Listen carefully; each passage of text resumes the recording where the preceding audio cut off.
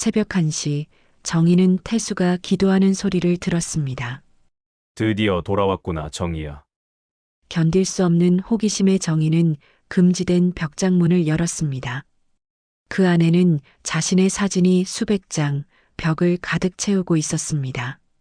젊은 시절 미용실에서 일하던 모습, 골목을 걷던 모습, 누군가 몰래 찍은 사진들이었습니다. 이게 대체 뭐지? 노트를 펼치자 윤정이라는 이름이 수천 번 적혀 있었습니다.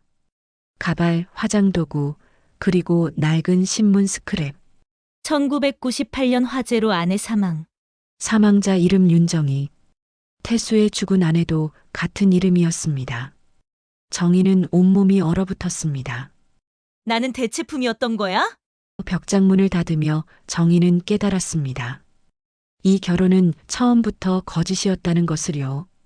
분노와 배신감, 그리고 말할 수 없는 공포가 정희를 휘감았습니다. 오늘 이야기 들어가기 전에 구독과 좋아요 한번 눌러주세요. 누르신 분들께는 건강과 행운이 늘 함께할 겁니다. 막다른 인생의 모퉁이에 서면 사람은 비로소 자신이 얼마나 약한지 깨닫게 됩니다. 윤정이가 딱 그랬습니다. 서울 변두리, 낡은 빌라의 반지하 원룸. 겨우 5평 남짓한 공간에서 정희는 하루하루를 버티며 살아가고 있었습니다. 벽에는 곰팡이가 피어났고 창문으로는 사람들의 발만 보였습니다. 해가 떠도 어두운 방. 정희의 인생도 그랬습니다. 한때는 달랐습니다. 정희는 서울 강남의 번화가에서 제법 이름 있는 미용실을 운영했었죠. 정인의 헤어샵이라는 간판을 달고 손님들이 줄을 서던 시절도 있었습니다. 정희의 손길을 거치면 평범한 아줌마도 여배우처럼 변했으니까요. 파마약 냄새, 드라이기 소리, 손님들의 웃음소리. 그 모든 게 정희에게는 행복이었습니다. 그 시절 정희는 당당했습니다. 딸아이 하나 키우는 싱글맘이었지만 충분히 먹고 살 수 있었고 미래도 밝아 보였습니다. 남편과는 일찍 헤어졌지만 정희는 굴하지 않았습니다. 혼자서도 충분히 잘 살 수 있다는 걸 증명하고 싶었죠. 딸아이에게 부끄럽지 않은 엄마가 되고 싶었습니다. 하지만 1998년 외환위기가 터졌습니다. 손님들이 하나둘 줄어들기 시작했고 미용실 월세조차 감당할 수 없게 되었죠. 사람들은 머리를 하러 올 여유가 없었습니다. 생존이 우선이었으니까요. 정희는 빚을 내서 버텼습니다. 조금만 더 버티면 나아질 거라고 믿었습니다. 은행에서, 사채업자에게서, 지인에게서 돈을 빌렸습니다. 하지만 세상은 그렇게 호락호락하지 않았습니다. 경기는 더 나빠졌고 빚은 이자가 붙어 눈덩이처럼 불어났습니다. 결국 미용실은 문을 닫았고 정희에게는 5천만 원이 넘는 빚만 남았습니다. 그 순간 정희는 무너졌습니다. 평생 쌓아온 모든 것이 한순간에 무너지는 기분이었습니다. 그로부터 6년, 정희는 이곳저곳을 떠돌며 일용직으로 살아왔습니다. 식당 설거지, 청소, 전단지 돌리기, 주차장 관리. 할 수 있는 건 뭐든 했습니다. 아침 4시에 일어나 밤 10시까지 일했습니다. 손은 거칠어졌고 허리는 굽었고 얼굴에는 주름이 깊게 팼습니다. 한때 손님들에게 아름다움을 선물하던 손은 이제 걸레를 쥐고 있었습니다. 하지만 아무리 일해도 빚은 줄어들지 않았습니다. 원금은 그대로인데 이자만 계속 붙었습니다. 정희는 매달 이자를 갚는 것만으로도 벅찼습니다. 그리고 이제 딸아이의 대학 등록금마저 막막한 지경에 이르렀습니다. 딸아이는 장학금을 받으며 열심히 공부하고 있었지만 그것만으로는 부족했습니다. 오늘도 정희는 새벽 4시에 일어나 청소 일을 나갔습니다. 오피스텔 복도를 걸레질하고 계단을 닦고 쓰레기를 치우는 일. 허리는 끊어질 듯 아팠지만 멈출 수 없었습니다. 멈추면 죽는 겁니다. 정희는 이를 악물고 일했습니다. 땀이 옷을 적셨고 무릎이 시큰거렸지만 참았습니다. 일을 마치고 집에 돌아온 시각은 오후 2시. 정희는 침대에 쓰러져 잠시 눈을 붙였습니다. 몸은 천근만근 무거웠고 눈꺼풀은 납덩이처럼 무거웠습니다. 잠이 들려는 순간 휴대폰이 울렸습니다. 딸아이에게서 온 문자였습니다. 엄마, 등록금 언제쯤 보내줄 수 있어? 이번 주까지래. 늦으면 수강 취소된대. 정희는 휴대폰을 꽉 쥐었습니다. 가슴이 터질 것 같았습니다. 눈물이 날 것 같았지만 참았습니다. 울어봤자 달라지는 건 없으니까요.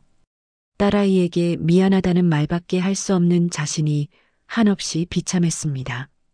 정희는 통장을 확인했습니다.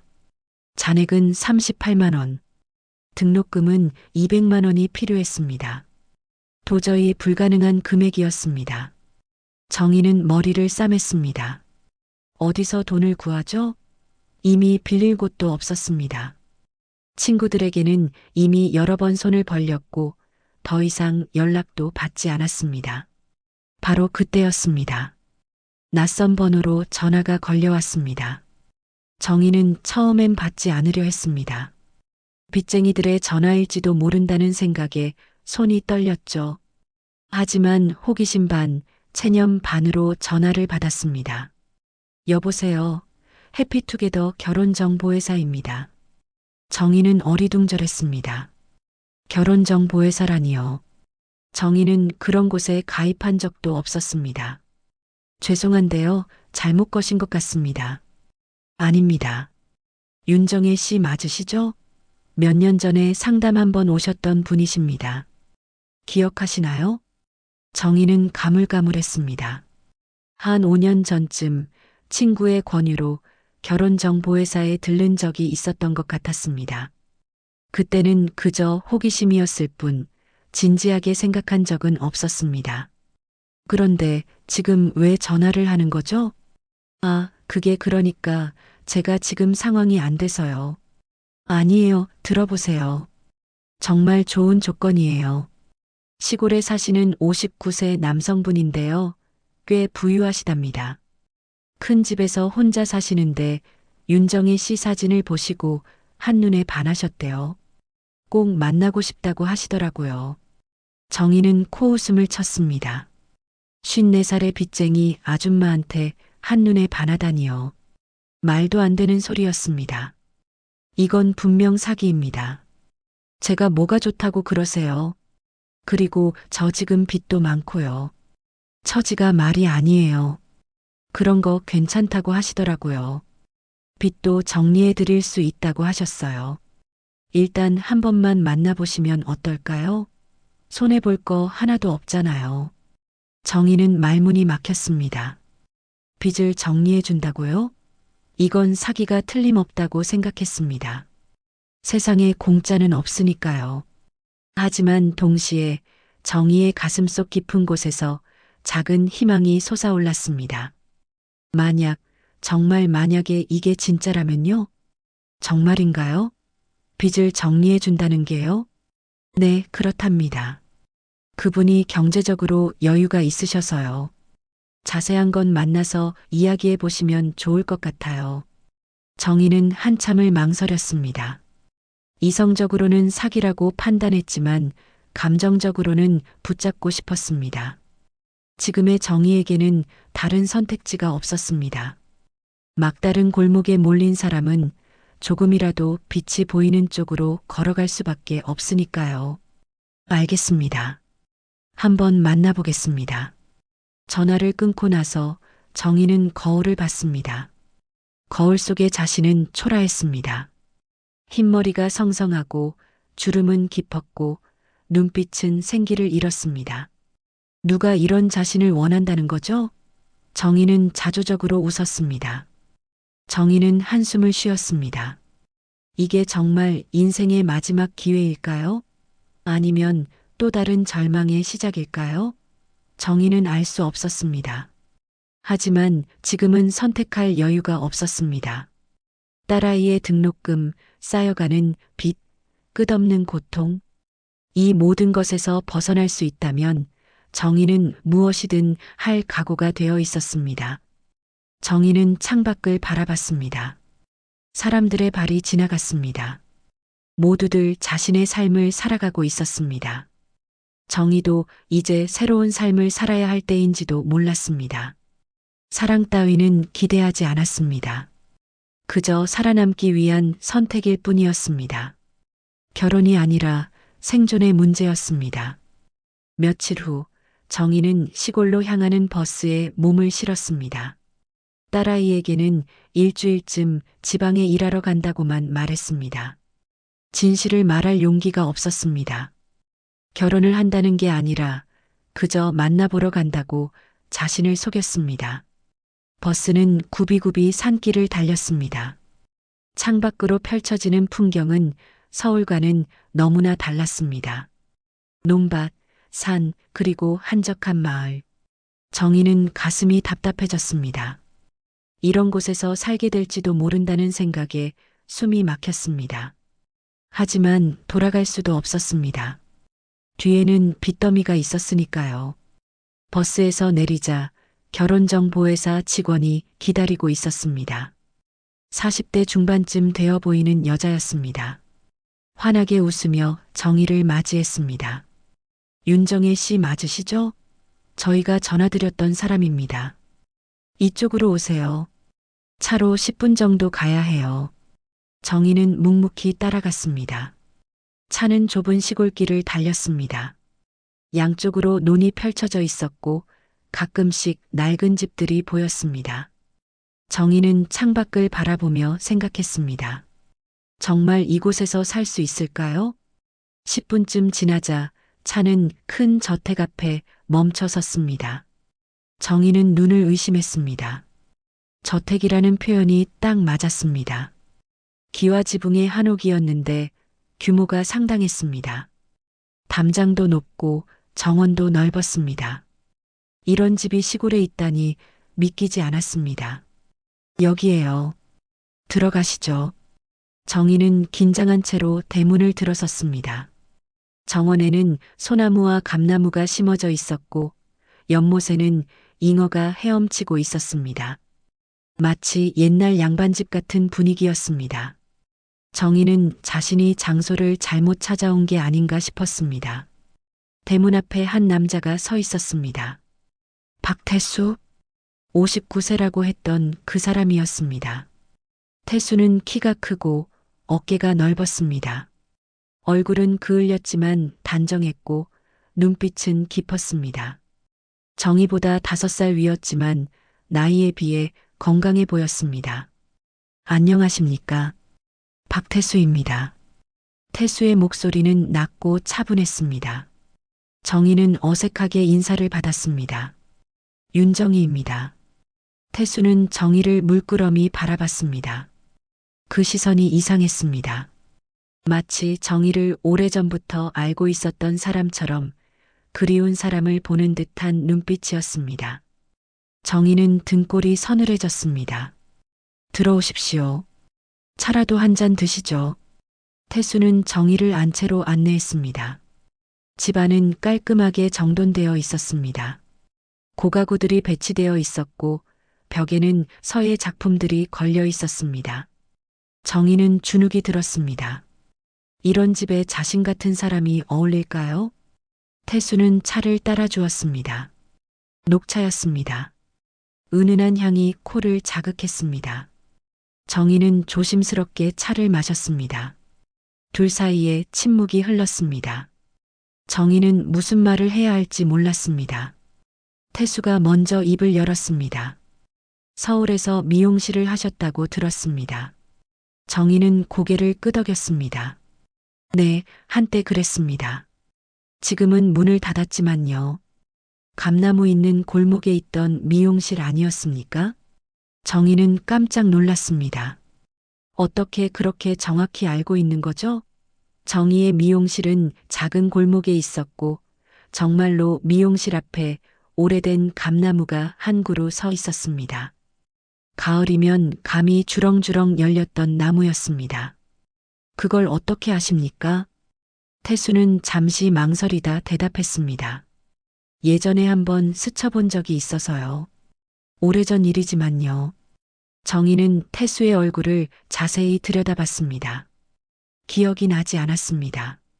정희의 미용실에는 하루에도 수십 명의 손님이 왔었습니다. 모든 얼굴을 기억할 수는 없었습니다. 하지만 태수 같은 남자가 왔다면 기억에 남았을 텐데요. 손님으로 오셨나요? 아닙니다. 그냥 지나가다 본 겁니다. 하지만 인상 깊었습니다. 정희 씨가 손님들에게 웃으며 이야기하던 모습이요. 정희는 섬뜩했습니다. 이건 뭔가 이상했습니다.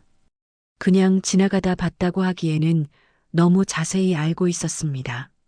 심지어 감나무까지 기억하고 있었습니다. 정희는 불안해졌습니다. 혹시 이 사람이 자신을 미행했던 건 아닐까요? 하지만 정희는 그 생각을 애써 지웠습니다. 아마도 결혼정보회사에서 자세히 조사했겠죠. 요즘엔 인터넷으로 다 찾을 수 있으니까요. 정희는 자신을 진정시켰습니다. 너무 예민하게 굴 필요 없다고요. 다음 며칠 동안 정희와 태수는 여러 번 만났습니다. 태수는 과묵했지만 친절했습니다. 정희에게 시골 이곳저곳을 구경시켜 주었고 맛있는 음식도 사주었습니다. 정희는 조금씩 마음을 열었습니다. 태수는 나쁜 사람 같지 않았습니다. 태수는 정희의 빚을 갚아주겠다고 약속했습니다. 딸아이의 등록금도 책임지겠다고 했습니다. 정희는 믿기지 않았습니다. 세상에 이런 사람이 있다니요. 정희는 태수에게 물었습니다. 왜 저한테 이렇게 잘해주시는 겁니까? 저는 평범한 아줌마일 뿐인데요. 태수는 잠시 망설이다 대답했습니다. 외로웠습니다. 이 큰 집에서 혼자 사는 게 너무 외로웠어요. 정희 씨 같은 분과 함께 살고 싶었습니다. 정희는 그 말을 믿기로 했습니다. 더 이상 캐묻지 않았습니다.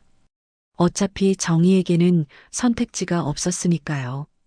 일주일 후 정희와 태수는 작은 결혼식을 올렸습니다. 하객도 거의 없었습니다. 정희는 딸아이에게만 알렸고 태수 쪽에서는 동네 이장님과 몇몇 지인들만 왔습니다. 간소한 시기였지만 정희는 묘하게 떨렸습니다. 결혼식이 끝나고 밤이 되었습니다. 첫날 밤이었습니다. 정희는 방에 들어가 앉아 있었습니다. 태수도 들어왔습니다. 둘 다 어색했습니다. 정희는 54살이었지만 이런 상황은 낯설었습니다. 태수는 이상하게 긴장해 보였습니다. 손을 떨고 있었고 땀을 흘리고 있었습니다. 정희는 의아했습니다. 왜 저렇게 긴장하는 거죠? 태수가 조심스럽게 입을 열었습니다. 정희 씨, 부탁이 하나 있습니다. 네, 말씀하세요. 오늘 밤만큼은 문을 하나 열지 않았으면 좋겠습니다. 정희는 눈을 깜빡였습니다. 문이요? 네. 저쪽 왼쪽 벽에 있는 벽장 말입니다. 그 문만큼은 절대 열지 말아 주십시오. 태수의 목소리는 떨리고 있었습니다. 간절함이 묻어났습니다. 정희는 왼쪽 벽을 쳐다봤습니다. 거기에는 작은 벽장문이 하나 있었습니다. 평범한 문이었습니다. 왜요? 무슨 이유라도 있습니까? 나중에 설명드리겠습니다. 지금은 그냥 약속만 해주십시오. 제발입니다. 태수의 눈빛이 너무 진지했습니다. 정희는 고개를 끄덕였습니다. 알겠습니다. 열지 않겠습니다. 하지만 정희의 머릿속에는 의문이 가득했습니다. 저 문 안에는 뭐가 있는 걸까요? 왜 그렇게 간절하게 부탁하는 걸까요? 정희는 불안해졌습니다. 혹시 끔찍한 비밀이라도 숨겨져 있는 건 아닐까요? 밤은 깊어갔습니다. 정희는 침대에 누워 있었지만 잠이 오지 않았습니다. 낯선 방, 낯선 집, 낯선 남편. 모든 게 낯설었습니다. 태수는 옆에서 조용히 숨을 쉬고 있었습니다. 자는 것 같았습니다. 정희는 천장을 바라보며 생각에 잠겼습니다. 벽장? 왜 그 문을 열지 말라고 했을까요? 정희의 머릿속에서 그 말이 맴돌았습니다. 호기심이 이렇습니다. 사람은 금지된 것에 끌리는 법이니까요. 하지만 정희는 참았습니다. 약속했으니까요. 열지 않겠다고요. 시계는 자정을 넘어 새벽 1시를 가리키고 있었습니다. 정희는 여전히 잠들지 못하고 있었습니다. 바로 그때였습니다. 옆에 누워있던 태수가 벌떡 일어났습니다. 정희는 깜짝 놀라 눈을 감았습니다. 자는 척했습니다. 태수는 조용히 방 한쪽으로 걸어갔습니다. 정희는 눈을 살짝 떴습니다. 태수는 방 구석에 무릎을 꿇고 앉아 있었습니다. 그리고 두 손을 모으고 무언가를 중얼거리기 시작했습니다. 기도하는 것처럼 보였습니다. 정희는 숨을 죽이고 지켜봤습니다. 태수의 목소리가 들렸습니다. 작은 목소리였지만 고요한 밤에는 선명하게 들렸습니다. 드디어 돌아왔구나, 정희야. 정희는 온몸이 굳었습니다. 무슨 소리죠? 드디어 돌아왔다니요? 정희는 이해할 수 없었습니다. 태수는 계속 중얼거렸습니다. 이렇게 오래 기다렸어. 너무 보고 싶었어. 이제 다시는 놓지 않을 거야. 태수의 목소리에는 슬픔이 묻어났습니다. 공포보다는 애절함이 가까웠습니다. 마치 오랫동안 그리워하던 사람을 되찾은 것처럼 들렸습니다. 하지만 정희에게는 그저 섬뜩하기만 했습니다. 정희는 온몸에 소름이 돋았습니다. 이건 뭔가 잘못된 겁니다. 정희는 실수했다는 생각이 들었습니다. 이 집에 와서는 안 됐던 겁니다. 이 남자와 결혼해서는 안 됐던 겁니다. 태수는 10분쯤 그렇게 기도를 올렸습니다. 그리고 조용히 자리에서 일어나 다시 침대로 돌아왔습니다. 정희는 황급히 눈을 감았습니다. 태수가 옆에 눕는 기척이 느껴졌습니다. 정희는 숨소리조차 조심했습니다. 시간이 흘렀습니다. 태수의 숨소리가 깊어졌습니다. 이번엔 정말 잠든 것 같았습니다. 정희는 조심스럽게 눈을 떴습니다. 태수는 등을 돌리고 누워 있었습니다. 정희는 침대에서 내려왔습니다. 도망쳐야 한다는 생각이 들었습니다. 지금 당장 이 집을 나가야 한다고요. 하지만 밤중에 어디로 가겠습니까? 여기는 시골이고 정희는 길도 모릅니다. 게다가 가방도 제대로 싸지 않았습니다. 정희는 방 안을 서성였습니다. 불안했습니다. 가슴이 두근거렸습니다. 무언가 결정해야 했지만 머리가 복잡했습니다. 정희는 창문 쪽으로 걸어갔습니다. 밖을 내다봤습니다. 달빛만이 희미하게 정원을 비추고 있었습니다. 정희는 한숨을 쉬었습니다. 그리고 몸을 돌렸습니다. 바로 그때였습니다. 정희의 시선이 왼쪽 벽의 벽장문에 꽂혔습니다. 그 문, 열지 말라던 그 문. 정희의 머릿속에 의문이 폭발했습니다. 저 안에 뭐가 있길래 그렇게 열지 말라고 했을까요? 혹시 태수의 비밀이 숨겨져 있는 건 아닐까요? 아까 그 기도와 관련이 있는 건 아닐까요? 정희는 망설였습니다. 약속했습니다. 열지 않겠다고요. 하지만 호기심과 두려움이 정희를 몰아붙였습니다. 알아야 했습니다. 이 남자가 누구인지, 무엇을 숨기고 있는지 알아야 했습니다. 정희는 조심스럽게 벽장 쪽으로 걸어갔습니다. 뒤를 돌아봤습니다. 태수는 여전히 자고 있었습니다. 정희는 손을 뻗어 벽장 손잡이를 잡았습니다. 차가웠습니다. 정희는 심호흡을 했습니다. 그리고 천천히 문을 열었습니다.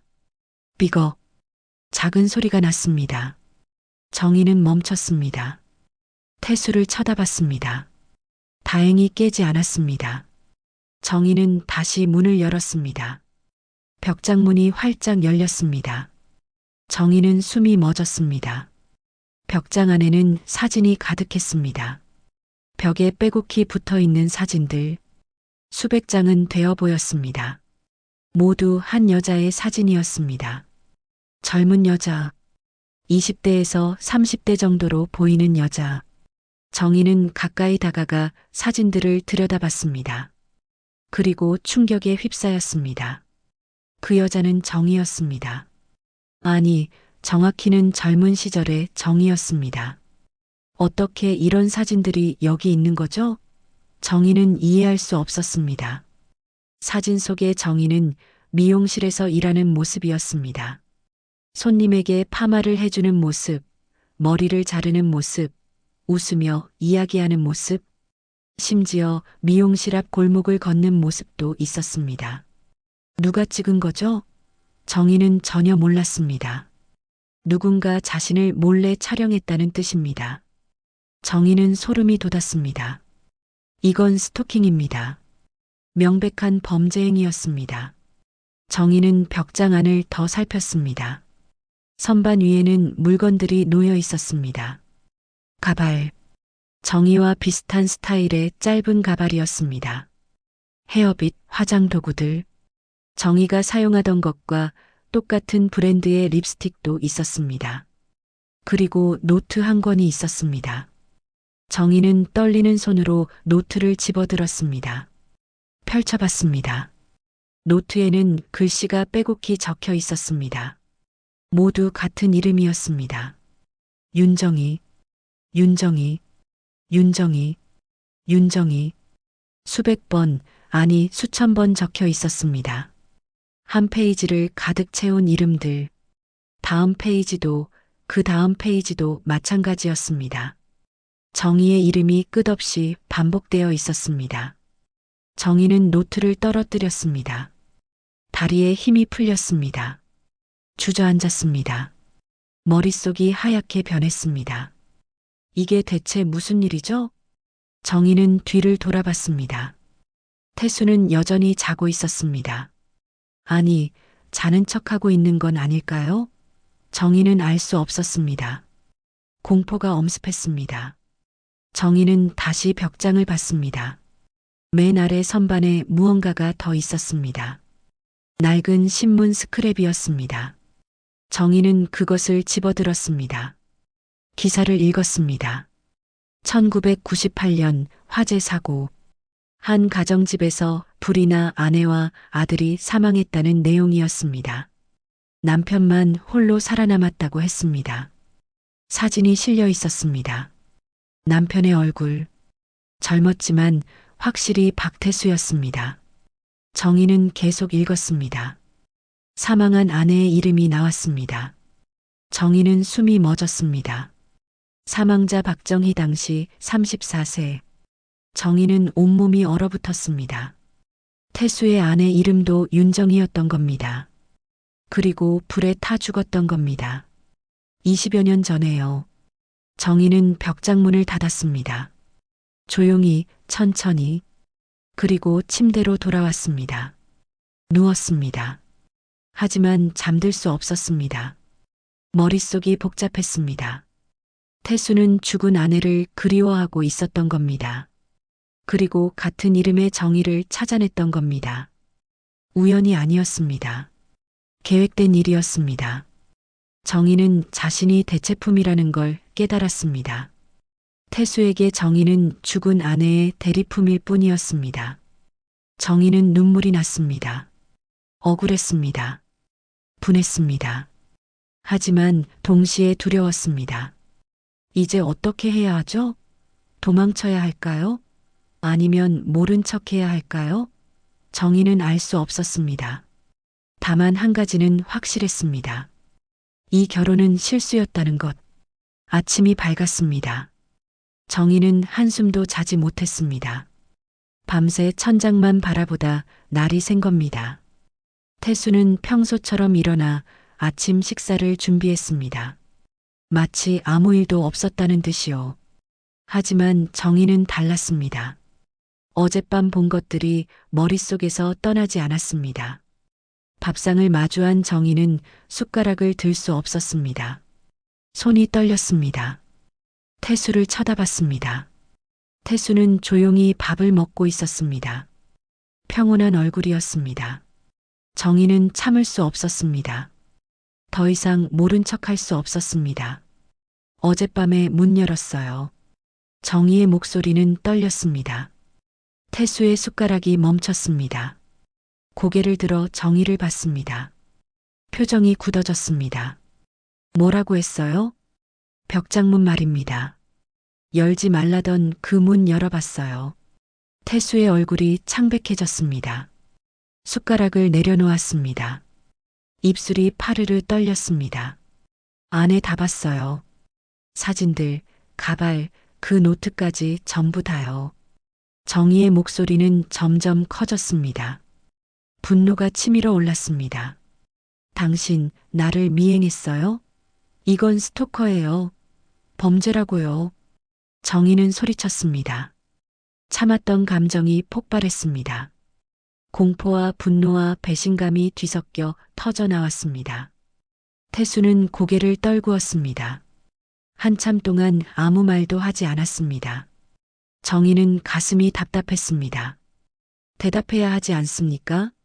변명이라도 해야 하지 않습니까? 드디어 태수가 입을 열었습니다. 목소리는 낮고 떨렸습니다. 미안합니다. 그게 전부였습니다. 태수는 그 이상 말하지 않았습니다. 정희는 더욱 화가 났습니다. 미안하다고요? 그게 다예요? 당신은 나를 몇 년 동안 몰래 찍었어요. 내가 모르게요. 그게 미안하다는 말로 끝날 일입니까? 정희는 떨리는 손으로 가방을 집어들었습니다. 짐을 싸기 시작했습니다. 여기서 더 이상 있을 수 없었습니다. 이 남자와는 하루도 같이 살 수 없었습니다. 떠나겠습니다. 이 결혼은 실수였어요. 태수가 벌떡 일어났습니다. 정희의 팔을 붙잡았습니다. 기다려 주십시오. 설명할 기회를 주십시오. 무슨 설명을 하시려고요? 당신이 스토커였다는 설명이요? 태수는 울먹이기 시작했습니다. 눈에 눈물이 고였습니다. 59세 남자가 아이처럼 울고 있었습니다. 내가 당신을 미행한 게 아닙니다. 나는 당신을 다시 살린 사람을 찾아온 것뿐이었어요. 정희는 멈췄습니다. 무슨 소리죠? 다시 살린 사람이라니요? 무슨 말인지 모르겠어요. 태수는 주저앉았습니다. 바닥에 무릎을 꿇었습니다. 그리고 이야기하기 시작했습니다. 27년 전입니다. 나에게는 아내가 있었습니다. 이름은 윤정희. 당신과 같은 이름이었죠. 정희는 침을 삼켰습니다. 이미 신문 기사로 알고 있었지만 태수의 입에서 직접 듣는 건 달랐습니다. 아내는 착했어요. 너무 착해서 바보 같았어요. 나는 아내를 사랑했습니다. 아들도 있었어요. 7살 꼬마였죠. 우리는 행복했습니다. 태수의 목소리는 점점 작아졌습니다. 그런데 1998년 겨울 불이 났어요. 난로에서 시작된 불이었죠. 내가 외출한 사이에 일어난 일이었습니다. 아내와 아들은 방 안에 갇혔어요. 연기에 질식해서 죽었습니다. 정희는 가슴이 먹먹해졌습니다. 그건 끔찍한 일이었습니다. 나는 미쳤습니다. 모든 게 내 잘못이었어요. 내가 난로를 제대로 점검하지 않았던 거예요. 내가 집에 있었다면 구할 수 있었을 겁니다. 나는 죄책감에 시달렸어요. 태수는 얼굴을 감싸쥐었습니다. 눈물이 손가락 사이로 흘러내렸습니다. 그 후로 10년 동안 방황했습니다. 술로 세월을 보냈어요. 죽고 싶었지만 죽을 용기도 없었습니다. 그러다 어느 날 서울을 지나가게 됐어요. 태수는 정희를 쳐다봤습니다. 그때 당신을 봤습니다. 미용실 앞에서 손님들에게 웃고 있는 당신을요. 순간 심장이 멎는 줄 알았습니다. 아내와 너무 닮았거든요. 정희는 숨을 죽였습니다. 얼굴만 닮은 게 아니었습니다. 웃는 모습, 말투, 손짓까지 똑같았어요. 심지어 이름도 윤정이었습니다. 나는 믿을 수 없었어요. 이게 운명이라고 생각했어요. 태수는 고개를 저었습니다. 미친 생각이었다는 걸 압니다. 하지만 나는 당신을 보면서 위로받았어요. 죽은 아내가 다시 살아 돌아온 것 같았습니다. 그래서 몇 번 찾아갔습니다. 멀리서 지켜봤어요. 사진도 찍었습니다. 잘못된 행동이었다는 걸 압니다. 정희는 복잡한 표정이었습니다. 분노와 동정이 뒤섞였습니다. 그런데 왜 지금 나를 찾아온 겁니까? 20년도 더 지났는데요.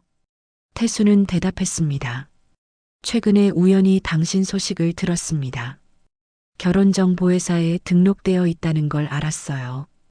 힘들게 사신다는 것도요. 그래서 생각했습니다. 내가 당신을 도울 수 있지 않을까 하고요. 도와준다고요? 이건 도움이 아니라 집착이에요. 정희는 소리쳤습니다. 하지만 태수는 고개를 저었습니다. 처음엔 그랬습니다. 인정합니다. 하지만 지금은 달라요. 당신을 만나면서 깨달았습니다. 당신은 내 아내가 아니에요. 다른 사람입니다. 하지만 그게 중요하지 않았어요. 태수는 정희의 손을 잡았습니다. 당신은 당신 자체로 소중합니다. 내가 당신을 사랑하게 된 건 닮아서가 아니에요. 당신이기 때문입니다. 정희는 손을 뿌리쳤습니다. 그런 말 믿을 수 없어요. 당신은 나를 아내 대신으로 본 거예요. 대체품으로요. 태수는 부인하지 못했습니다. 처음엔 그랬으니까요. 정희는 눈물을 흘렸습니다. 나는 누군가의 그림자로 살고 싶지 않아요. 나는 윤정이에요. 박태수 당신 아내였던 그 윤정이가 아니라 나 자신의 윤정이라고요. 정희는 가방을 들었습니다. 문을 향해 걸어갔습니다. 태수는 막지 않았습니다. 그저 무릎 꿇은 채로 정희를 바라볼 뿐이었습니다. 미안합니다. 태수의 마지막 말이었습니다. 정희는 뒤돌아보지 않았습니다. 대문을 나섰습니다. 걸었습니다. 어디로 가야 할지 몰랐지만 일단 이 집에서 멀어져야 했습니다. 정희는 걸으면서 울었습니다. 억울했습니다. 분했습니다. 하지만 동시에 슬펐습니다. 태수의 아픔이 느껴졌으니까요. 하지만 그게 정희를 이용할 이유는 되지 못했습니다. 정희는 버스 정류장에 도착했습니다. 서울로 돌아가는 버스를 기다렸습니다. 다시 그 좁은 원룸으로 빚더미로 돌아가는 겁니다. 하지만 어쩔 수 없었습니다. 정희는 하늘을 올려다봤습니다. 구름 한 점 없는 맑은 하늘이었습니다. 하지만 정희의 마음은 먹구름으로 가득했습니다. 버스가 도착했습니다. 정희는 가방을 들고 버스에 올랐습니다. 자리에 앉았습니다. 창밖으로 시골 풍경이 보였습니다. 버스가 출발했습니다. 정희는 점점 멀어지는 마을을 바라봤습니다. 저 어딘가에 태수가 있을 겁니다. 무릎 꿇은 채로요. 정희는 고개를 돌렸습니다. 더 이상 보고 싶지 않았습니다. 앞만 보기로 했습니다. 서울로 돌아가는 겁니다. 원래 살던 곳으로요. 빚더미가 기다리는 그곳으로요. 버스는 달렸습니다. 1시간, 2시간. 정희는 창밖만 바라봤습니다. 생각하고 싶지 않았지만 머릿속은 복잡했습니다. 태수의 얼굴이 떠올랐습니다. 눈물 흘리던 모습이요. 무릎 꿇고 사과하던 모습이요. 정희는 고개를 저었습니다. 동정하면 안 됩니다. 태수는 잘못했습니다. 정희를 이용했습니다. 대체품으로 삼았습니다. 용서할 수 없는 일입니다. 하지만 마음 한편에서는 다른 목소리가 들렸습니다. 정말 그럴까요? 태수는 정말 나쁜 사람일까요? 아니면 그저 아픈 사람일까요? 사랑하는 사람을 잃고 미쳐버린 사람일까요? 정희는 혼란스러웠습니다. 분명히 화가 났습니다. 배신감도 느꼈습니다. 하지만 동시에 태수가 불쌍하기도 했습니다. 27년 동안 그 죄책감을 안고 살았다니요. 얼마나 힘들었을까요? 서울에 도착했습니다. 정희는 버스에서 내렸습니다. 익숙한 풍경이었습니다. 사람들로 붐비는 거리, 높은 빌딩들, 시끄러운 차 소리. 정희는 한숨을 쉬었습니다. 돌아왔구나. 현실로. 정희는 원룸으로 돌아갔습니다. 문을 열었습니다. 곰팡이 냄새가 났습니다. 좁고 어두운 방. 정희는 가방을 던지고 침대에 쓰러졌습니다. 피곤했습니다. 몸도 마음도 지쳤습니다. 휴대폰이 울렸습니다. 딸아이였습니다. 엄마, 일 끝났어? 등록금은 어떻게 됐어? 정희는 대답할 수 없었습니다. 목이 메었습니다. 엄마가 좀 더 알아볼게. 조금만 기다려줘. 엄마, 내일까지인데 괜찮아? 응, 엄마가 알아서 할게. 전화를 끊었습니다. 정희는 눈물을 흘렸습니다. 어떻게 하죠? 돈은 여전히 없습니다. 태수를 떠나왔지만 문제는 해결되지 않았습니다. 아니, 오히려 더 나빠졌습니다. 마지막 희망마저 포기한 겁니까? 정희는 며칠을 그렇게 보냈습니다. 청소 일을 나갔습니다. 식당에서 설거지를 했습니다. 하루 종일 일했지만 마음은 공허했습니다. 밤이면 태수 생각이 났습니다. 저 사람은 지금 뭘 하고 있을까요? 일주일이 지났습니다. 정희는 시장에서 장을 보고 있었습니다. 그때 누군가 정희를 불렀습니다. 정희 씨 아니세요? 정희는 돌아봤습니다. 결혼정보회사 직원이었습니다. 태수를 소개해줬던 그 여자요. 아, 네. 안녕하세요. 어머, 왜 서울에 계세요? 시골에 계신 줄 알았는데요. 정희는 얼굴이 붉어졌습니다. 뭐라고 대답해야 할지 몰랐습니다. 저기 사정이 생겨서요. 여자는 걱정스러운 표정을 지었습니다. 혹시 무슨 일 있으셨어요? 박태수 씨가 연락이 안 된다고 하시던데요. 연락이 안 된다고요? 네. 며칠 전부터 전화를 안 받으신대요. 저희도 걱정이 돼서요. 정희는 가슴이 철렁했습니다. 무슨 일이 생긴 걸까요? 설마 태수가 혹시라도. 얼마 전부터요? 한 사나흘 됐나요? 저희가 다른 건으로 연락드릴 일이 있었는데 계속 전화를 안 받으세요. 정희는 불안해졌습니다. 사나흘. 정희가 떠난 다음 날부터였습니다. 혹시 태수에게 무슨 일이 생긴 건 아닐까요? 정희는 집으로 돌아왔습니다. 하지만 마음이 편치 않았습니다. 태수 생각이 계속 났습니다. 혹시 아픈 건 아닐까요? 혹시 무슨 사고라도 당한 건 아닐까요? 정희는 자책했습니다. 내가 너무 심하게 한 건 아닐까요? 물론 태수가 잘못했습니다. 하지만 저렇게 버려두고 온 것도 맞는 걸까요? 밤이 깊었습니다. 정희는 잠들 수 없었습니다. 계속 태수 생각만 났습니다. 무릎 꿇던 모습, 눈물 흘리던 모습, 미안하다고 말하던 목소리, 모두 생생했습니다. 정희는 침대에서 일어났습니다. 결정했습니다. 가봐야겠습니다. 태수가 무사한지 확인해야 합니다. 그냥 버려둘 수 없었습니다. 다음 날 아침 정희는 다시 버스를 탔습니다. 시골로 향하는 버스였습니다. 가슴이 두근거렸습니다. 걱정이 앞섰습니다. 버스는 익숙한 길을 달렸습니다. 정희는 창밖을 바라봤습니다. 일주일 전에 왔던 길이었습니다. 그때와 똑같은 풍경이었지만 정희의 마음은 달랐습니다. 버스에서 내렸습니다. 정희는 걸었습니다. 태수의 집까지는 멀지 않았습니다. 심장이 빠르게 뛰었습니다. 무슨 광경을 보게 될까요? 대문이 보였습니다. 정희는 숨을 고르고 대문을 열었습니다. 들어갔습니다. 정원은 조용했습니다. 아무도 없었습니다. 태수 씨, 계세요? 정희는 불렀습니다. 대답이 없었습니다. 정희는 안채로 걸어갔습니다. 문을 두드렸습니다. 태수 씨, 저 정희예요. 여전히 대답이 없었습니다. 정희는 문을 열었습니다. 잠겨 있지 않았습니다. 안으로 들어갔습니다. 집안은 어지러웠습니다. 밥상은 그대로였고 설거지도 안 되어 있었습니다. 정희가 떠난 날 그대로인 것 같았습니다. 정희는 방으로 갔습니다. 그리고 발견했습니다. 태수가 침대에 누워 있었습니다. 얼굴이 창백했습니다. 숨은 쉬고 있었지만 의식이 없어 보였습니다. 정희는 달려갔습니다. 태수 씨, 정신 차려요.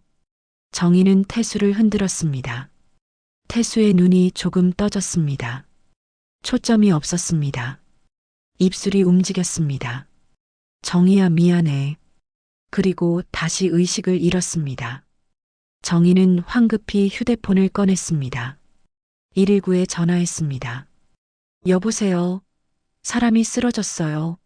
빨리 와주세요. 정희의 목소리는 떨렸습니다. 눈물이 흘렀습니다. 정희는 태수의 손을 꼭 잡았습니다. 버티세요. 조금만 버텨요. 구급차 오고 있어요. 정희는 울었습니다. 왜 진작 오지 않았을까요? 왜 일주일이나 버려뒀을까요? 정희는 자신을 원망했습니다. 미안해요. 내가 미안해요. 제발 깨어나요. 정희는 태수의 손을 자신의 뺨에 갖다 댔습니다. 차가웠습니다. 정희는 더욱 세게 울었습니다. 구급차 사이렌 소리가 들렸습니다. 정희는 대문을 열어주러 뛰어갔습니다. 구급대원들이 들어왔습니다. 태수를 들것에 실었습니다. 정희는 따라갔습니다. 구급차에 함께 탔습니다. 태수의 손을 놓지 않았습니다. 이 사람 버릴 수 없어요. 미쳤지만 나는 이 사람을 버릴 수가 없어요. 정희는 중얼거렸습니다. 구급대원은 정희를 위로했습니다. 괜찮으실 겁니다. 금방 병원 도착해요. 하지만 정희는 알 수 없었습니다. 태수가 괜찮을지 아니면 이미 늦은 건지. 정희는 그저 기도했습니다. 제발 살아있기를요. 병원에 도착했습니다. 의료진들이 태수를 응급실로 옮겼습니다. 정희는 밖에서 기다렸습니다. 복도 의자에 앉아 두 손을 모았습니다. 기도했습니다. 정희는 종교가 없었지만 지금은 누군가에게 빌고 싶었습니다. 제발 살려달라고요. 시간이 느리게 흘렀습니다. 1시간, 2시간. 정희는 초조하게 기다렸습니다. 손톱을 물어뜯었습니다. 발을 동동 굴렀습니다. 가슴이 터질 것 같았습니다. 드디어 의사가 나왔습니다. 정희는 벌떡 일어났습니다. 어떻게 됐습니까? 괜찮습니까? 의사는 고개를 끄덕였습니다. 다행히 생명에는 지장 없습니다. 하지만 상태가 좋지 않으세요. 무슨 병입니까? 당뇨와 고혈압을 오래 앓으셨더라고요. 약도 제대로 안 드셨고 관리도 안 하신 것 같습니다. 며칠 동안 제대로 식사도 안 하신 것 같고요. 탈진과 저혈당이 겹쳐서 쓰러지신 겁니다. 정희는 가슴이 먹먹했습니다. 자신 때문이었습니다. 정희가 떠난 후 태수는 아무것도 먹지 않았던 겁니다. 스스로를 돌보지 않았던 거죠.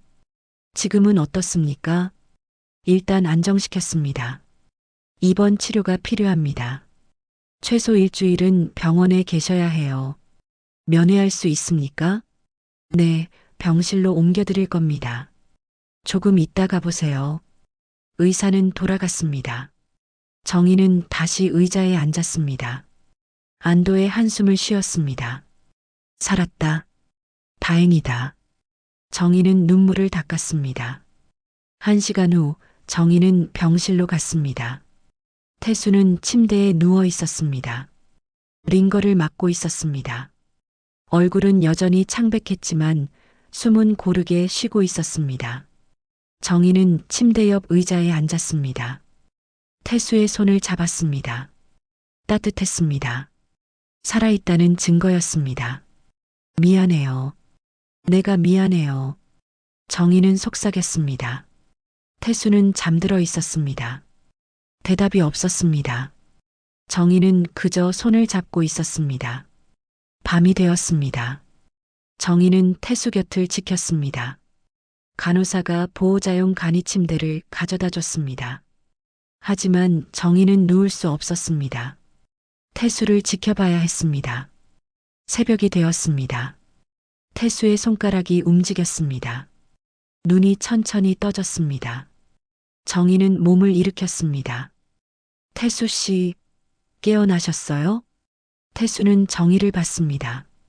초점이 맞춰졌습니다. 입술이 움직였습니다. 정희 씨, 목소리는 약했지만 또렷했습니다. 정희는 울음이 터졌습니다. 정말 다행이에요. 정말로요. 태수는 정희의 얼굴을 바라봤습니다. 눈물이 흘러내렸습니다. 왜 돌아왔습니까? 결혼정보회사에서 연락이 안 된다고 해서요. 걱정돼서 왔어요. 죄송합니다. 걱정 끼쳐드려서요. 정희는 고개를 저었습니다. 이럴 때 사과하지 마세요. 제가 더 미안해요. 당신을 그냥 버려두고 갔으니까요. 당연한 겁니다. 내가 잘못했으니까요. 태수는 고개를 돌렸습니다. 천장을 바라봤습니다. 나는 당신에게 용서받을 자격이 없습니다. 당신을 이용했으니까요. 죽은 아내의 대체품으로요. 정희는 태수의 손을 꼭 잡았습니다. 그 이야기 하려고 온 게 아니에요. 지금은 쉬세요. 아닙니다. 들어주십시오. 제대로 말하고 싶습니다. 태수는 정희를 똑바로 쳐다봤습니다. 당신이 떠나고 나서 깨달았습니다. 내가 얼마나 끔찍한 짓을 했는지요. 당신을 한 사람으로 보지 않았습니다. 그저 과거의 집착으로만 봤죠. 태수의 목소리는 떨렸습니다. 며칠 동안 벽장을 바라봤습니다. 그 사진들을요. 그런데 이상했습니다. 예전처럼 위로가 되지 않았어요. 오히려 공허했습니다. 정희는 조용히 들었습니다.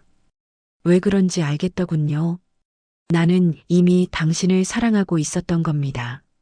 사진 속 젊은 여자가 아니라 지금의 당신을요. 주름진 얼굴, 거친 손, 지친 눈빛까지 전부요.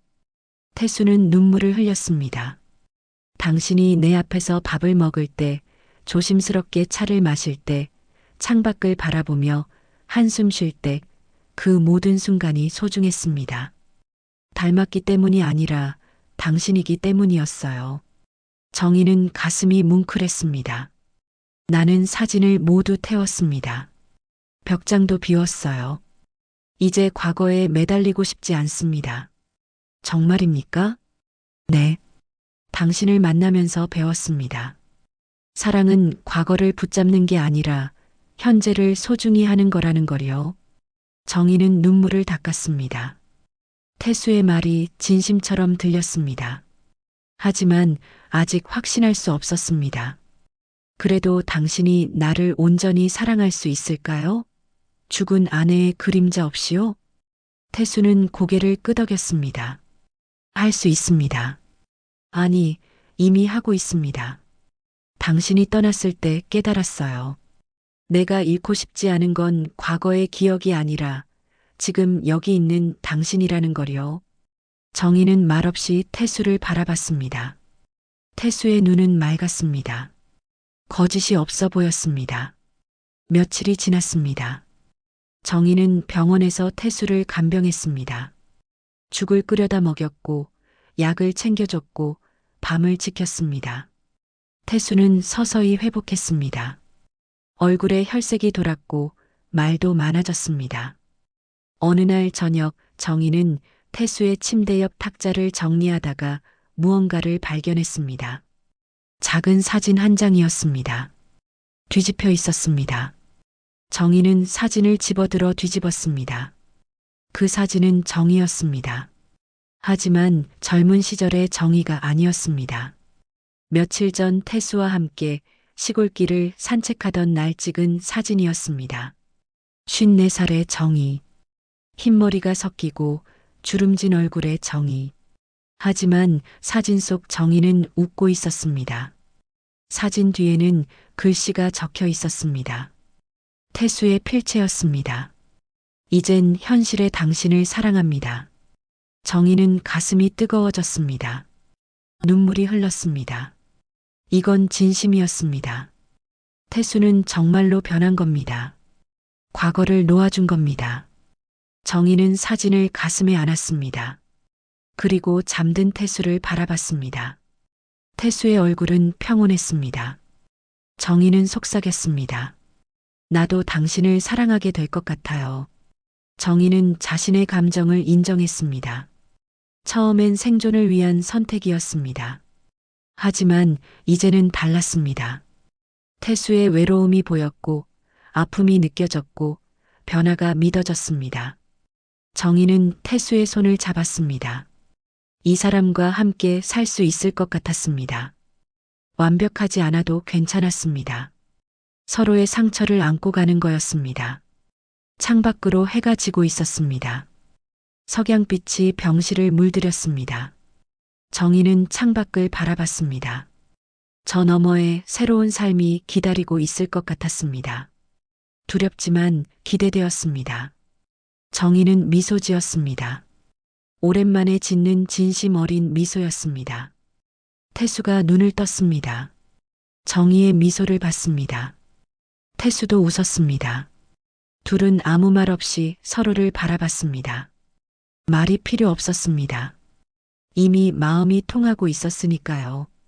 일주일 후 태수는 퇴원했습니다. 정의가 부축해서 집으로 돌아왔습니다. 태수는 많이 회복했지만 여전히 약했습니다. 걸음걸이가 느렸고 자주 쉬어야 했습니다. 정의는 조심스럽게 태수를 이끌었습니다. 집에 도착했습니다. 정의는 태수를 방으로 안내했습니다. 침대에 눕혔습니다. 태수는 안도의 한숨을 쉬었습니다. 역시 집이 편하네요. 천천히 쉬세요. 제가 저녁 준비할게요. 정의는 부엌으로 갔습니다. 죽을 끓이기 시작했습니다. 태수는 아직 소화가 잘 안 돼서 죽을 먹어야 했습니다. 정의는 정성스럽게 재료를 손질했습니다. 호박, 쌀, 멸치 육수 천천히 끓였습니다. 그 사이 정의는 집안을 둘러봤습니다. 태수가 입원한 후 정의가 청소해 두었습니다. 깨끗했습니다. 하지만 한 곳만 손대지 않았습니다. 바로 벽장이었습니다. 정의는 벽장문을 바라봤습니다. 태수는 사진들을 태웠다고 했습니다. 정말일까요? 정의는 확인하고 싶었습니다. 하지만 참았습니다. 태수를 믿기로 했으니까요. 저녁을 먹었습니다. 태수는 맛있게 먹었습니다. 정의는 흐뭇했습니다. 태수의 얼굴에 생기가 돌았습니다. 회복하고 있었습니다. 정의 씨 덕분에 살았습니다. 그런 말하지 마세요. 제가 한 게 뭐 있다고요. 많이 했습니다. 당신이 없었으면 나는 이미 죽었을 겁니다. 정의는 쓴웃음을 지었습니다. 제가 떠나서 그렇게 된 건데요. 아닙니다. 당신이 돌아와서 살린 겁니다. 태수는 정의의 손을 잡았습니다. 따뜻했습니다. 정의는 그 손을 꼭 잡았습니다. 둘은 서로를 바라봤습니다. 말없는 대화가 오갔습니다. 며칠이 평화롭게 지나갔습니다. 정의는 태수를 돌봤습니다. 약을 챙겨주고 식사를 준비하고 산책을 시켜줬습니다. 태수는 나날이 좋아졌습니다. 웃음도 많아졌습니다. 정의도 변했습니다. 마음이 편해졌습니다. 서울에 있을 때보다 훨씬 평온했습니다. 빚 걱정도 줄었습니다. 태수가 모두 갚아주겠다고 약속했으니까요. 딸아이 등록금도 보냈습니다. 정의는 안도했습니다. 어느 날 밤이었습니다. 정의와 태수는 저녁을 먹고 거실에 앉아 있었습니다. 차를 마시며 이야기를 나눴습니다. 태수는 옛날 이야기를 했습니다. 어릴 적 추억, 고향 이야기, 아버지와의 기억들. 정희는 조용히 들었습니다. 시간이 늦었습니다. 정희는 설거지를 하러 부엌으로 갔습니다. 태수는 방으로 들어갔습니다. 잠자리를 준비했습니다. 바로 그때였습니다. 어디선가 타는 냄새가 났습니다. 정희는 코를 킁킁거렸습니다. 뭔가 타고 있었습니다. 어디서 나는 냄새일까요? 정희는 가스레인지를 확인했습니다. 꺼져 있었습니다. 아니, 그럼 어디서요? 냄새가 점점 짙어졌습니다. 정희는 불안해졌습니다. 태수 씨, 뭔가 타는 냄새 안 나요? 정희가 소리쳤습니다. 태수가 방에서 나왔습니다. 코를 킁킁거렸습니다. 얼굴이 굳었습니다. 불이야. 태수가 소리쳤습니다. 정희는 깜짝 놀랐습니다. 어디서 불이 났을까요? 태수는 방으로 뛰어들어갔습니다. 정희도 따라갔습니다. 방 안에 연기가 자욱했습니다. 벽장 쪽에서 연기가 나오고 있었습니다. 벽장문 틈새로 빨간 불빛이 새어나왔습니다. 불이 났습니다. 태수는 황급히 벽장문을 열었습니다. 순간 불길이 치솟았습니다. 벽장 안이 활활 타고 있었습니다. 낡은 전등 배선에서 불이 난 것 같았습니다. 물 가져와요. 태수가 소리쳤습니다. 정희는 부엌으로 달려갔습니다. 물을 담아왔습니다. 태수는 벽장에 물을 부었습니다. 하지만 불은 꺼지지 않았습니다. 오히려 번졌습니다. 벽으로, 천장으로 불길이 퍼졌습니다. 안 돼요. 밖으로 나가야 해요. 정희가 소리쳤습니다. 태수의 팔을 잡아 끌었습니다. 하지만 태수는 움직이지 않았습니다. 불길을 바라보고 있었습니다. 태수 씨, 빨리요. 잠깐만요. 저걸 꺼야 해요. 안 돼요. 위험해요. 하지만 태수는 듣지 않았습니다. 다시 물을 떠왔습니다. 불에 부었습니다. 정희도 도왔습니다. 둘은 필사적으로 불을 껐습니다. 연기가 방을 가득 채웠습니다. 숨쉬기가 힘들었습니다. 정희는 기침을 했습니다. 눈물이 났습니다. 하지만 멈출 수 없었습니다. 10분쯤 지났을까요? 드디어 불길이 잡혔습니다. 벽장은 거의 다 탔습니다. 검게 그을렸고 안에 있던 것들은 모두 제가 되었습니다. 냄새가 지독했습니다. 정희와 태수는 바닥에 주저앉았습니다. 숨을 헐떡였습니다. 얼굴은 그을음으로 시커맸습니다. 옷도 젖고 더러워졌습니다. 하지만 살았습니다. 정희는 태수를 쳐다봤습니다. 태수는 벽장을 바라보고 있었습니다. 눈물이 흘렀습니다. 그을음과 눈물이 섞여 얼굴을 타고 흘렀습니다. 다 타버렸어요. 태수가 중얼거렸습니다. 목소리는 떨렸지만 이상하게 평온했습니다. 사진도, 가발도, 노트도 전부 다요. 정희는 태수의 손을 잡았습니다. 괜찮아요? 태수는 고개를 끄덕였습니다. 이제 됐습니다. 그 방이 사라졌으니 나도 자유롭겠죠. 정희는 울컥했습니다. 가슴이 뜨거워졌습니다. 과거가 불타버렸어요. 이제 정말로 놓아준 겁니다. 태수는 정희를 쳐다봤습니다. 미소 지었습니다. 슬프지만 따뜻한 미소였습니다. 당신 덕분입니다. 당신이 돌아오지 않았다면 나는 영원히 그 방에 갇혀 살았을 거예요. 정희는 태수를 껴안았습니다. 태수도 정희를 안았습니다. 둘은 서로를 꼭 안고 울었습니다. 연기 냄새와 제 냄새가 났지만 상관없었습니다. 정희는 태수의 귓가에 속삭였습니다. 당신의 사랑은 잘못된 방식이었지만 진심이었어요. 그걸 알아요. 태수는 대답 대신 정희를 더 꼭 안았습니다. 말이 필요 없었습니다. 서로의 체온이, 심장 소리가 모든 걸 말해주고 있었습니다. 밖에서 소방차 소리가 들렸습니다. 누군가 신고한 모양이었습니다. 소방관들이 들어왔습니다. 하지만 불은 이미 꺼져 있었습니다. 소방관들은 안전 점검을 했습니다. 다행히 큰 피해는 없었습니다. 벽장만 탔을 뿐이었습니다. 소방관들이 돌아갔습니다. 정희와 태수는 방을 정리했습니다. 탄 벽장 부스러기를 치웠습니다. 창문을 활짝 열어 환기시켰습니다. 연기 냄새가 조금씩 빠져나갔습니다. 정희는 탄 자리를 쳐다봤습니다. 벽장이 있던 곳에는 검은 흔적만 남았습니다. 모든 게 사라졌습니다.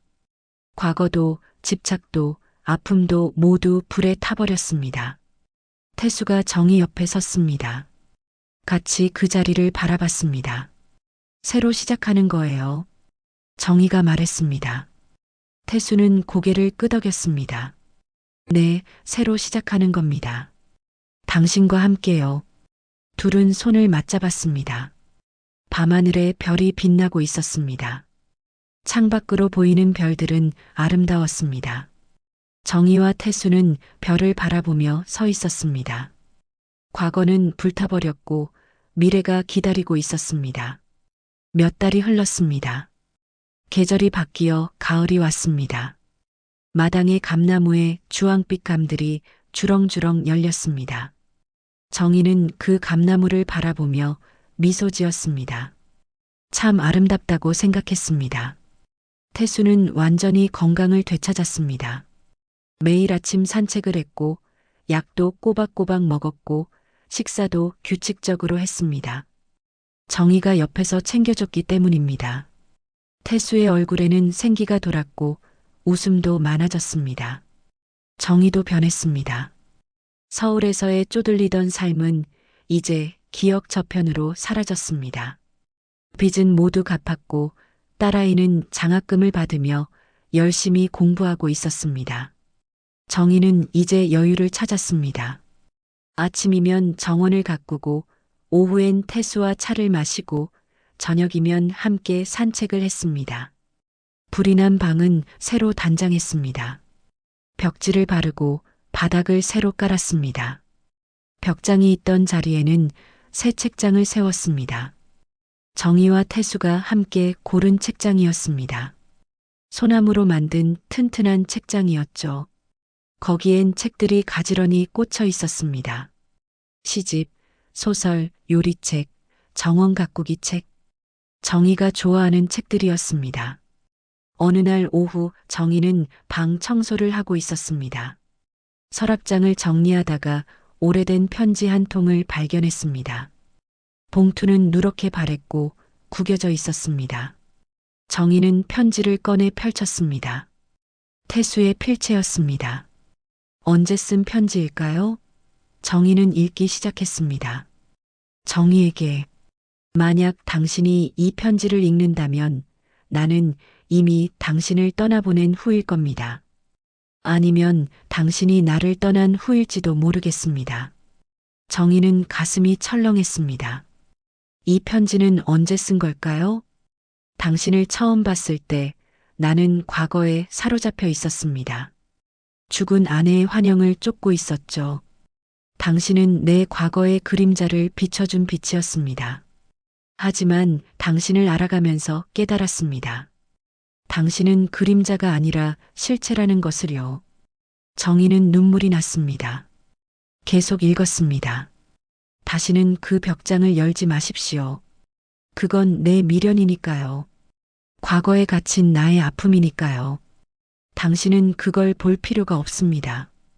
당신은 현재를 살아가는 사람이니까요. 정희는 편지를 가슴에 안았습니다. 이 편지는 정희가 처음 시골에 왔을 때 쓴 것 같았습니다. 아마도 태수는 정희가 떠날 것을 예상했던 겁니다. 그래서 미리 편지를 써둔 거죠. 당신이 나를 떠난다 해도 원망하지 않겠습니다. 내가 잘못했으니까요. 하지만 한 가지만은 알아주십시오. 내가 당신을 사랑했다는 것을요. 처음엔 잘못된 이유로 시작했지만 마지막엔 진심이었다는 것을요. 정희는 울었습니다. 태수의 마음이 느껴졌습니다. 그 절박함이, 그 외로움이, 그 사랑이 전해졌습니다. 바로 그때 태수가 방에 들어왔습니다. 정희가 우는 걸 봤습니다. 놀라서 달려왔습니다. 왜 우십니까? 무슨 일입니까? 정희는 편지를 보여줬습니다. 태수는 편지를 보더니 얼굴이 빨개졌습니다. 이건 오래전에 쓴 겁니다. 당신이 처음 왔을 때요. 알아요. 읽어보니 알겠더라고요. 태수는 난처한 표정을 지었습니다. 부끄럽습니다. 그때 내 마음이 얼마나 혼란스러웠는지 모릅니다. 정희는 고개를 저었습니다. 아니에요. 진심이 느껴져요. 이 편지에서요. 정희는 태수의 손을 잡았습니다. 당신은 나를 살렸어요. 알고 있나요? 태수는 의아한 표정을 지었습니다. 내가 당신을요? 아니, 당신이 나를 살렸죠. 둘 다 맞아요. 우리는 서로를 살린 겁니다. 정희는 창밖을 바라봤습니다. 감나무가 보였습니다. 그 감나무는 정희에게 특별한 의미가 있었습니다. 예전 서울 미용실 앞에 있던 감나무와 닮았으니까요. 당신이 처음 내 미용실 이야기를 했을 때 감나무를 기억한다고 했죠. 그때 소름이 돋았어요. 어떻게 그런 걸 기억하냐고요. 태수는 웃었습니다. 그 감나무가 인상 깊었거든요. 가을이면 감이 주렁주렁 열렸죠. 마치 등불처럼요. 정희는 고개를 끄덕였습니다. 그래서 마당에 감나무를 심은 거죠? 나를 위해서요? 네. 당신이 그리워할 것 같았어요. 정희는 감동했습니다. 태수는 세심했습니다. 정희의 마음을 헤아렸습니다. 정희는 책장 쪽으로 걸어갔습니다. 매니 선반에는 작은 액자가 놓여 있었습니다. 태수의 사진이었습니다. 젊은 시절의 태수가 아니라 지금의 태수였습니다. 정희와 함께 찍은 사진이었죠. 둘 다 웃고 있었습니다. 행복해 보였습니다. 그 옆에는 작은 감나무 화분이 놓여 있었습니다. 정희가 직접 키우는 화분이었습니다. 아직 어린 나무였지만 언젠가 크면 마당에 심을 생각이었습니다. 이 자리가 예전엔 벽장이었죠. 정희가 말했습니다. 태수는 고개를 끄덕였습니다. 그렇습니다. 과거가 있던 자리죠. 이제는 미래가 있는 자리예요. 정희는 책장을 쓰다듬었습니다. 따뜻했습니다. 나무의 온기가 느껴졌습니다. 사랑이 뭔지 알 것 같아요. 정희가 중얼거렸습니다. 태수는 정희를 쳐다봤습니다. 사랑은 때로 미친 짓처럼 보이죠. 집착처럼 보이고 이기심처럼 보이고요. 당신의 사랑이 처음엔 그랬어요. 태수는 고개를 숙였습니다. 하지만 정희는 태수의 턱을 들어 올렸습니다. 하지만 결국 사랑은 누군가를 살리는 일이더라고요. 당신은 나를 살렸어요. 빚더미에서, 절망에서 구해줬죠. 나도 당신을 살렸고요. 외로움에서, 과거의 감옥에서 꺼내줬어요. 정희는 미소 지었습니다. 우리는 서로를 살린 겁니다. 그게 사랑이에요. 태수는 눈물을 흘렸습니다. 정희를 껴안았습니다. 둘은 한참을 그렇게 안고 있었습니다. 창밖으로 석양이 지고 있었습니다. 감나무에 햇살이 부딪혀 황금빛으로 빛났습니다. 감들이 영롱하게 빛났습니다. 마치 등불처럼요. 정희는 창밖을 바라보며 생각했습니다. 인생은 참 묘합니다. 막다른 골목이라고 생각했던 곳에서 새로운 길이 열렸습니다.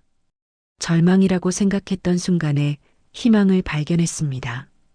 정희는 더 이상 과거를 원망하지 않았습니다. 그 힘든 시간들이 있었기에 지금의 행복이 더 소중했으니까요.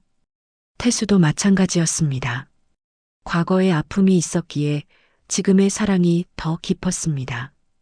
저녁이 되었습니다. 정희는 저녁 식사를 준비했습니다. 태수는 밥상을 차렸습니다. 둘은 마주 앉아 밥을 먹었습니다. 편안했습니다. 말이 많지 않았지만 행복했습니다. 식사 후 둘은 마당으로 나갔습니다. 밤하늘에 별이 가득했습니다. 정희는 하늘을 올려다봤습니다. 별들이 반짝였습니다. 아름다웠습니다. 태수가 정희의 손을 잡았습니다. 따뜻했습니다. 정희도 태수의 손을 꼭 잡았습니다. 둘은 말없이 별을 바라봤습니다. 정희는 속으로 중얼거렸습니다. 고맙습니다. 이 순간을 주셔서요. 이 사람을 만나게 해주셔서요. 이 사랑을 느끼게 해주셔서요. 감나무에서 잎이 바스락거렸습니다. 바람이 불었습니다. 정희는 감나무를 쳐다봤습니다. 감들이 흔들렸습니다. 마치 손을 흔드는 것 같았습니다. 작별 인사가 아니라 환영의 인사였습니다. 정희는 미소 지었습니다. 이제 시작입니다. 새로운 인생이요. 태수와 함께하는 삶이요. 과거는 불타버렸지만 그제 위에 새로운 것이 자라나고 있었습니다. 희망이, 사랑이, 행복이 싹트고 있었습니다. 정희는 태수를 쳐다봤습니다. 태수도 정희를 봤습니다. 둘은 웃었습니다. 말이 필요 없었습니다. 모든 게 완벽했습니다. 불탄 벽장 자리에 남은 건 온기였습니다. 과거의 집착이 아니라 현재의 사랑이었습니다. 그리고 그 온기는 이 집을, 이 두 사람을, 이 순간을 따뜻하게 감싸고 있었습니다. 오늘 이야기 재미있게 보셨나요? 앞으로도 더 깊고 흥미로운 이야기로 찾아뵙겠습니다. 구독과 좋아요는 저에게 큰 힘이 됩니다.